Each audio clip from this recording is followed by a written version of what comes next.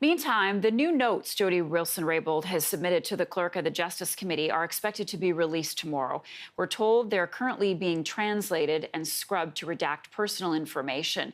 With more on this, I want to bring in the Liberal MP and the chair of the Justice Committee, Anthony Housefather. He joins me from Montreal today. Good morning, Anthony. Appreciate you being with us. Good morning, Marcia. Is the Justice Committee reconsidering reopening the SNC-Lavalin investigation?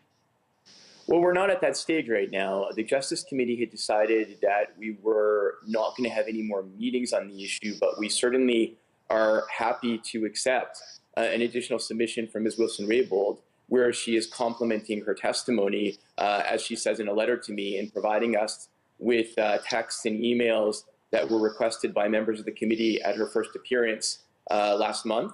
So the next step is for members of the committee to receive, along with the public, what that submission says, and then I'm sure the committee will discuss what, if anything, to do with that.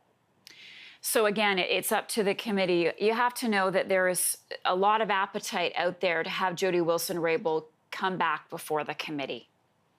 And I understand that. I think it's important to recognize that Ms. Wilson-Raybould spoke for 38 minutes uninterrupted at the beginning of the meeting.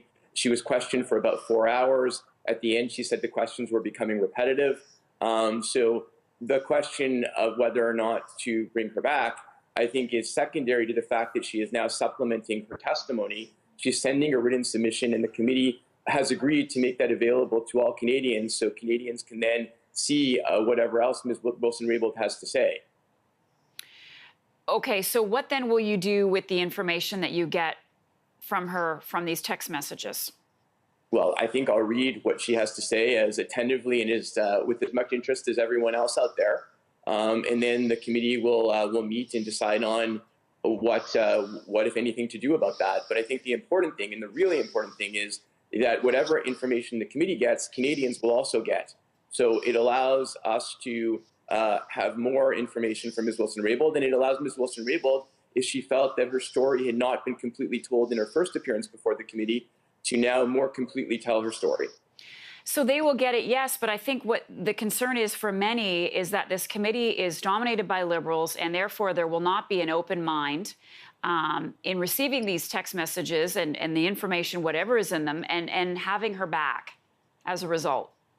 Well, I think, first of all House committees are based on the composition of the House of Commons. So each and every committee of the House of Commons, because there's a Liberal majority, has a Liberal majority members on the committee. That's how the House of Commons works. Understood. The Justice Committee is not a court. The Justice Committee is just like any other committee of the House of Commons. If this was a court, you would have an impartial judge, an impartial jury, and that's not how House committees work.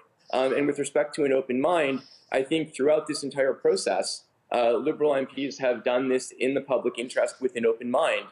We didn't have to hold any hearings at all. We did because we thought it was important to bring the principals to public view and let their stories be told. And Ms. Wilson-Raybould now has a chance to provide written information to allow the public to further understand her story and her point of view. Liberal MP and chair of the Justice Committee, Anthony Housefather. Anthony, thank you very much. Pleasure, Marcia.